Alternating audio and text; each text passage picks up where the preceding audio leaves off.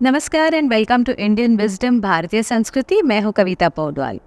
हम आपको बता रहे हैं नवरात्रि उत्सव के बारे में। हमने आपसे कहा था कि दुर्गा सप्तशती में चंडी कवच में 9 देवियों का श्लोक है। उन्हीं 9 देवियों की पूजा नवरात्रि के 9 दिनों में होती है। तो दूसरे दिन माँ आदिशक्ति के ब्रह्मचारिणी स्वरूप की पूजा होती है। ब्रह्मचारिणी इस शब्द में ब्राह्मण या ब्रह्मण ये शब्द भी आता है। तो ब्राह्मण का तात्पर्य है वो जो ब्रह्मांड से या ब्रह्मन से कनेक्टेड है। दोस्तों, ब्राह्मण केवल वो नहीं होते जो वेद शास्त्र पढ़ते हैं या जो विवाह नहीं करते, सेलिब्रेट होते हैं। सही मायने में ब्राह्मण वो होता है जो अपने और अपने लक्ष्य के बीच में जो जो कुछ आए उस सब को सैक्रिफाइस कर पाए। यही स्वरूप था ब्रह्मचारिणी का। माँ पार्वती को जब शिवजी से विवाह करना था तो उन्होंने बहुत कठोर तपस्या की। वो पर्वत की बेटी थी, हिमालय की बेटी थी। उन्हें किसी चीज़ की कमी नहीं थी। बहुत लाड़ प्यार से उन्हें बड़ा किया गया था। लेकिन जब उन्हें बताया गया कि शिवजी योगी हैं और उनसे विवाह करने के लिए तुम्हें सब सुख त्याग देने होंगे, सारे मटेरियल तुम्हारे जो परस्यूट्स है वो छोड़ देने होंगे, तो उन्होंने बड़े आसानी से वो सब छोड़ दिया। In fact it came to a point जब उन्होंने खाना पीना यहाँ तक कि सांस लेना भी छोड़ दिया था। उस टाइप का फोकस अगर आपको चाहिएगा तो आपको पूजा करनी है पार्वती के माँ ब्रह्मचारिणी रूप की। तो चलिए अब देखते हैं कि हम नवरात्रि को कैसे सेलिब्रेट करते हैं।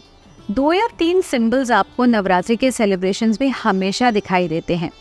एक तो है नारियल, एक है मिट्टी का घड़ा लाइक अ क्ले पॉट, और उसके अंदर अखंड ज्योत, वो ज्योति, वो दिया जो 9 दिनों के लिए बुझाया नहीं जाता। और तीसरा है जौ। तो अलग अलग ग्रेन्स को मिट्टी में डाल के, उन्हें पानी डाल के 9 दिनों के लिए उन्हें बड़ा किया जाता है, बढ़ाया जाता है और उसकी पूजा की जाती है। नारियल को पूर्व काल से मनुष्य का स्वरूप या मनुष्य का प्रॉक्सी माना गया है। हर पूजा में नारियल यूज़ होता है क्योंकि नारियल पर जो नारियल के ऊपर जो 2-3 मार्क्स होते हैं, तो 2 आँखें और 1 मुंह जैसे होता है। और पूजा में रखे जाने वाले नारियल को हमेशा छाटा जाता है और उसकी शिखा, ऊपर का जो पार्ट होता है, उसे रिटेन किया जाता है। क्या आपको पता है जब बेबीज़ बॉर्न होते हैं तो उनके यहाँ पर एक भंवर की तरह एक निशान बना हुआ होता है जिसके इर्द गिर्द उनके बाल होते हैं। तो ये माना जाता है कि दैट इज़ द प्लेस जहाँ पे पुराने ज़माने में ब्राह्मण शिखा मेंटेन करते थे।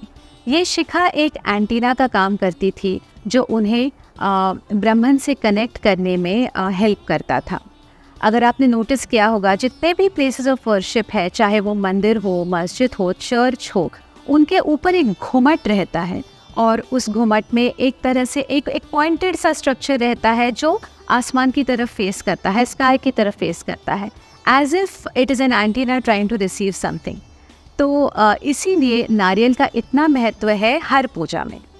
नारियल में और एक फीचर है जो हम ह्यूमन बींग्स में भी है। जैसे हमारे शरीर में रक्त बहता है और हमारा शरीर 70% पानी से भरा हुआ होता है, वैसे ही नारियल के अंदर नेचुरली वाटर होता है, नारियल पानी, coconut water. That is another reason why नारियल को इतना महत्व दिया जाता है। तो जब देवी की स्थापना होती है तो नारियल रखा जाता है और फिर उसका श्रृंगार करते हैं, उन्हें ज्वेलरी और कपड़े पहनाए जाते हैं। कुछ कुछ जगहों में देवी की स्थापना मिट्टी का घड़ा यानी क्ले पॉट रख के उसके अंदर एक अखंड ज्योत जगाकर की जाती है। दोस्तों, हमारा शरीर मिट्टी का घड़ा है और हमारी आत्मा ज्योति है, ऊर्जा है। जब ये ऊर्जा निकल जाती है तो हमारा शरीर किसी काम का नहीं रहता। इसी ऊर्जा का स्वरूप है आदिशक्ति या माँ। तीसरा, आपने देखा होगा कि अलग अलग ग्रेन्स को मिट्टी में डालकर उसे पूजा घर में रखा जाता है, उसे रोज़ पानी दिया जाता है। उस ग्रोथ को हम वर्शिप करते हैं बिकॉज़ यही ग्रोथ, यही मदर नेचर आदिशक्ति है।